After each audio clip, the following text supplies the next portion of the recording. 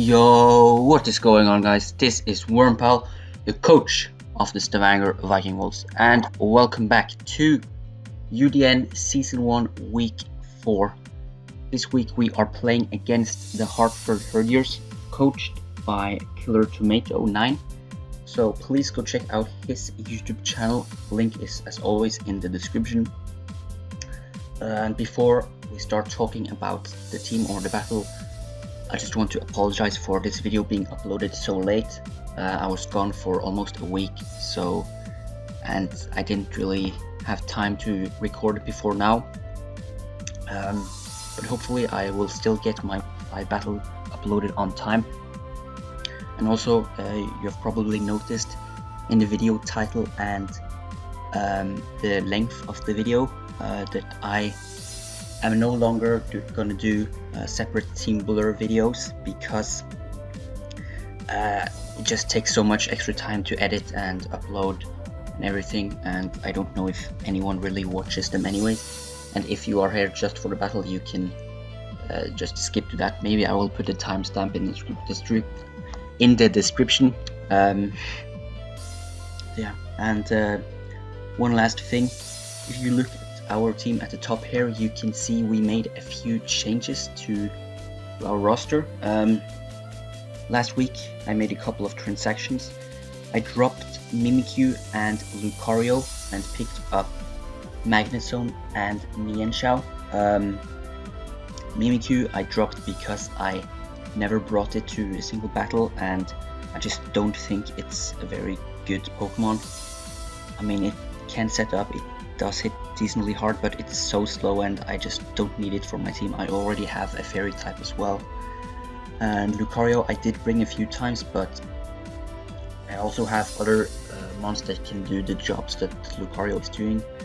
Like Salamence is my main setup sweeper, and yeah, I also wanted to pick up Magnezone, so I didn't want Lucario as my second steel type. I mean, I only wanted one steel type. If that made sense. But yeah, I picked up Magnezone and Mienshao. Magnezone is just a very good partner for both Mega Diancie and Salamence, because both of those get walled pretty well by most steel types, and Magnezone is just very good at trapping steel types with Magnet Pull. He also deals so much damage with base 130 special attack, so it pairs very well with some of my other Pokemon. And Mienshao, I wanted, since I was dropping Lucario, I wanted another fighting type that was faster, stronger, and not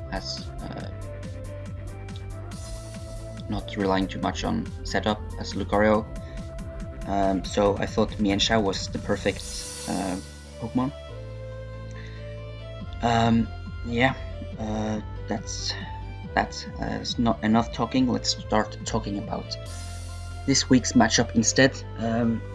You can see Killer Tomato's team over there on the right of the screen. He has a Mew, Scizor, Gastrodon, Chandelure, Rotom-Mow, Piloswine, Mega Beedrill, Lortris, Lycanroc Dusk, Silvally, and Haxorus. Very scary team. With a lot of mons that can easily sweep me, like Mega Beedrill or Haxorus. If I let that set up a Dragon Lance or a Swords Dance, Mew can easily sweep. Can also be very defensive, so very difficult to prep for. He also has Scizor, which is one of Diancie's biggest problem in the entire game, because it gets Technician stat boosted Bullet Punch, 4 times effective against Diancie, and it is priority. But I just picked up Magnezone, so that was perfect timing. You can see first mon we're bringing Magnezone with Magnet Pull and Hidden Power Fire. This Magnezone's main job is of course to trap his Scizor and one-shot him with Hidden Power Fire if he is not invested in any bulk. But Choice Scarf is here to make sure I outspeed even max speed Scizor, because if he outspeeds me, he can easily get out with U-turn. He can switch out. So that's why I need to make sure I outspeed him. but I believe with this spread that I have, 228 with a timid nature speed, plus a choice scarf allows me to outspeed his second fastest Pokemon, which is Lightning of Dusk. So this can still function as a very fast, strong wall breaker, and hits pretty hard with other moves, Flash Cannon, Volt Switch, and Thunderbolt. Yeah, it was a long time since I played this battle, so I don't remember the rest of the spread, the EVs. The next mon is Salmons. The last 2 weeks we have brought a regular Dragon Dance C-move Moxie Salmons, but this time we're bringing something completely different in a physically defensive, Intimidate Rocky Helmet Salmons. This Salmon's main job is to wall his Mega Beedrill. Mega Beedrill is probably the biggest threat to my team out of all of his Pokemon, because Mega Beedrill usually gets walled by a lot of Steel types, but my Steel type Magnetone is 4 times weak to ground, so he can easily just kill that with a Drill Run. He's also walled by a lot of Ghost types, but I just dropped my Ghost type last week, and also walled by a lot of Poison types, but my Poison type is part Dark, so neutral. Bug is neutral against it. So I really don't have any good switch-ins to my team to his Mega Beedrill. That's why I'm bringing a physically defensive Salmons can get a attack drop with Intimidate when I switch in on him, and Rocky Helmet is there to get really good chip damage on his Mega Beedrill. If he tries to U-turn out of me or something. Roost, so that I can take hits from it many times and stay healthy. Defog, since Mega Beedrill can't really do anything to me, I don't need to kill it right away since he will most likely switch out. Defog just helps me get rid of rocks or toxic spikes if he wants to set up any of those. Fire Blast is there to hit Mega Beedrill. I think it does one-shot his Mega Beedrill after 2 turns of Rocky Helmet damage. It also hits Scizor very hard, and that means I can use the Salmons as a defensive switch into his Scizor if my Magnetone goes down. It also hits Rotomo, which he might try to use as a switch into this Salmons, because maybe he will try to Will Wisp me or something. But I'm especially offensive and Trick Meteor as my other attacking move. I didn't want a physical Dragon type move because Dragon Claw is just pretty weak, and Outrage I don't want to lock myself into because he has a Florges on his team. And Trick Meteor also helps if he tries to burn me with Will-O-Wisp from Mew or Rotom, or Scald from Gastrodon. So I don't want my Salmons to be useless if it just gets burned. Yeah, that's that. Next up we have Mega Diancie. If you look at this team, he doesn't have the best switch-ins. I mean, very few teams have good switch-ins to Mega Diancie, but yeah, Moonblast and Diamond Storm just hits everything so hard.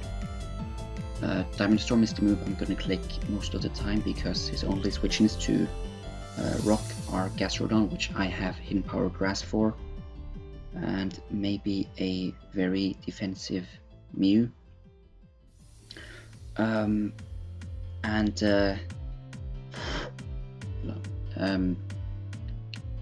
believe Diamond Storm also 2-shots Florges, so that's why I'm running Max Attack, to be able to do that. A Stealth Rock, just in case I predict him to switch out, something like that. Next up we have Skuntank. Life Orb, or this is the first time we're bringing this, by the way. Life Orb, Poison Jab, Sucker Punch, Toxic, and Crunch.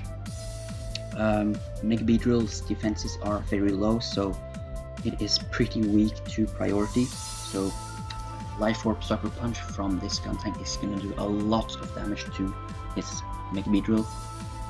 but it also hits stuff like Mew or Chandelure or Haxorus very hard. Yeah, that's pretty much it. Toxic is there for his Gastrodon. Since I'm poison type, it's 100% accurate. That's pretty cool. And then next up, Mienshao, our most recent addition to the roster. I brought this for two reasons. One, because I kind of just wanted to try it out, but it also has a pretty good matchup against his team, I would say. I wanted something else to, something else that could either outspeed or take a hit from his Mega Beedrill, because if Salmons goes down, I pretty much just lose to that B.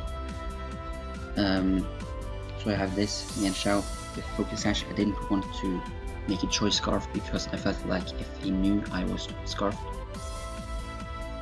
he could very easily work around it. So I chose Focus Sash, which allows me to live at least one hit from anything on his team, including the Mega Beedrill and the Haxorus if I let him set up. And then for moves, I put on High Jump Kick, which just hits really hard with Reckless. He doesn't have that many switchings either, and I can hit most of his switchings with other moves. Like his Flourishes I can hit with Poison Jab. I can hit Mew with U-Turn, and I hit Chandelure and Mega Beedrill with Rock Slide. That's the Mienshao. And then for my last Pokemon, I brought a physically defensive Tangrowth. I already have a physical wall in Salamence, but he has so many physical attackers on his team, and some of them my Salamence cannot wall, like his Lycanroc Dusk and his Haxorus, so I needed another one, and Tangrowth fills out that role very well. It can take like pretty much any hit from Lycanroc Dusk and Haxorus even after they set up. Like I think it can even take a +1 C Poison Jab from Haxorus, and then I can just put him to sleep with Sleep Powder and almost 2-hit KO him with Hidden Power Ice. I think it has a chance to 2-hit KO after Stealth Rock damage or something. And yeah, Giga Drain gives me a good counter to his Gastrodon. Knockoff is useful to deal a bit of damage to his Mew or Chandelure, or knock off items on something like his Piloswine, for example. Knocking off his Violite will be very useful. That's the team. I have already played the battle, so I know what 6 Pokemon he's bringing, but the 6 I predicted before the battle I think were Mega Beedrill, Haxorus, Mew, Scizor, Piloswine, and Gastrodon, or something like that.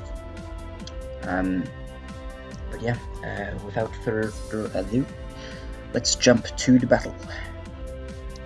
Okay, we are back, and as you can see on the other side of the screen, our opponent decided to bring Mew, Scizor, Rotom-Mow, Gastrodon, Chandelure, and Haxorus. So no Mega Beedrill and no Piloswine, which really surprised me. No Mega Beedrill. I don't have switchings for that thing, other than my Salamence.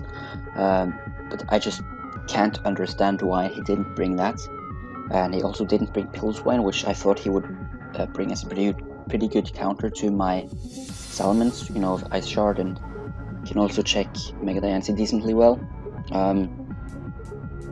Yeah, I'm just really happy he didn't bring any of those two.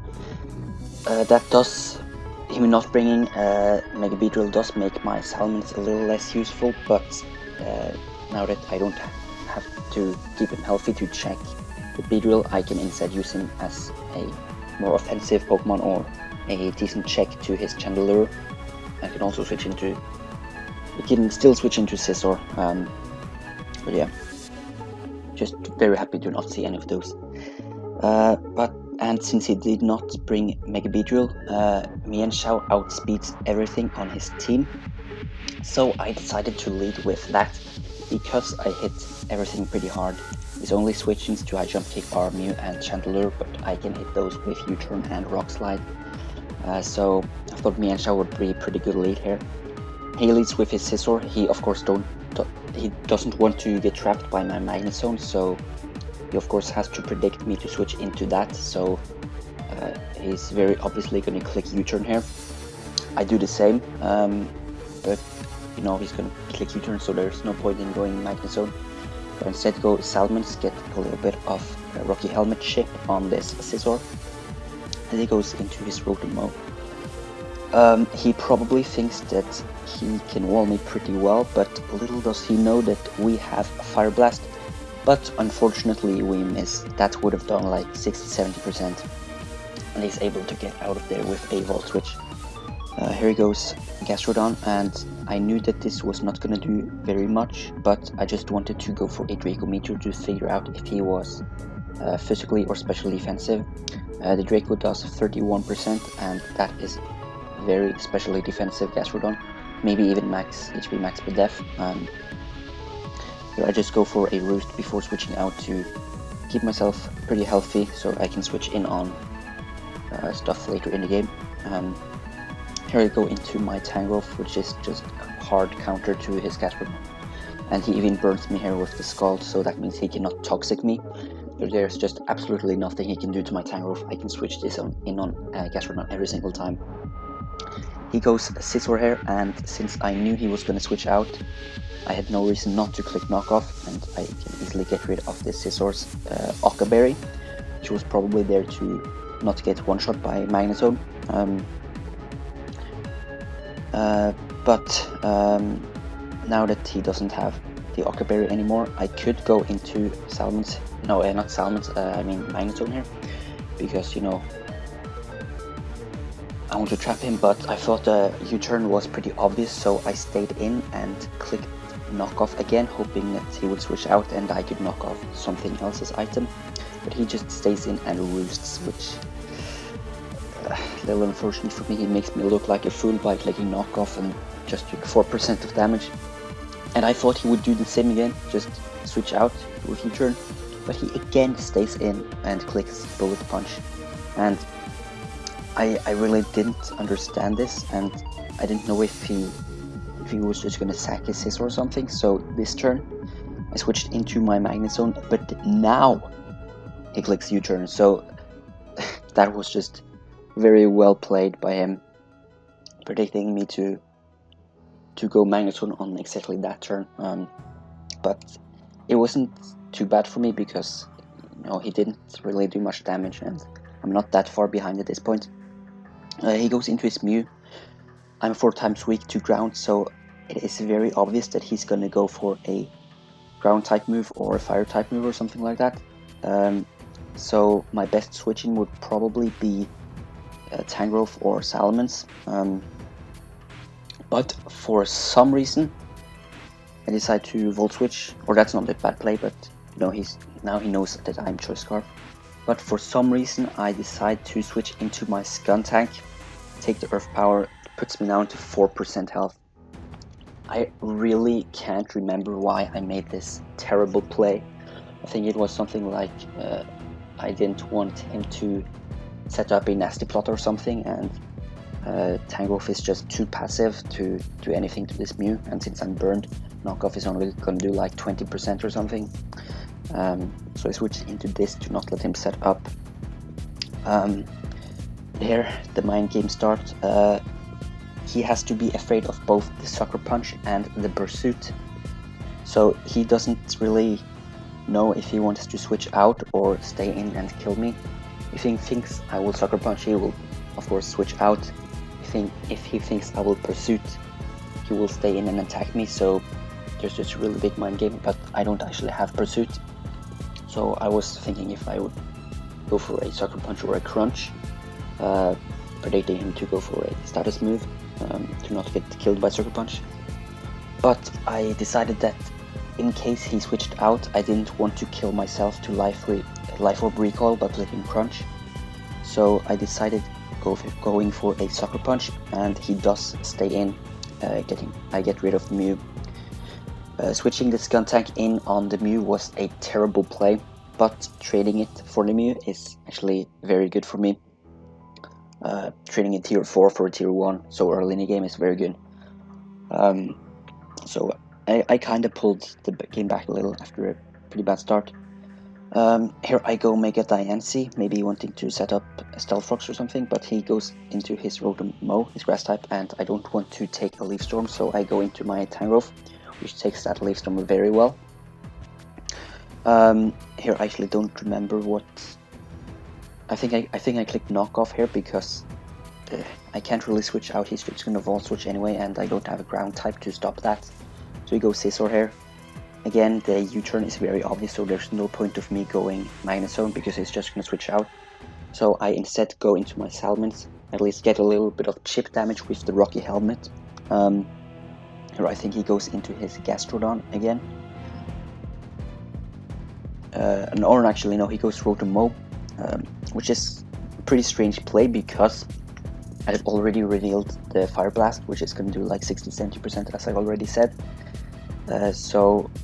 And he doesn't have anything to hit me, I think. So I figured the only reason he would do this is to bait out the Fire Blast so that he can get a Flash Fire boost with his Chandelure. So instead of clicking Fire Blast here, I instead go for a Roost.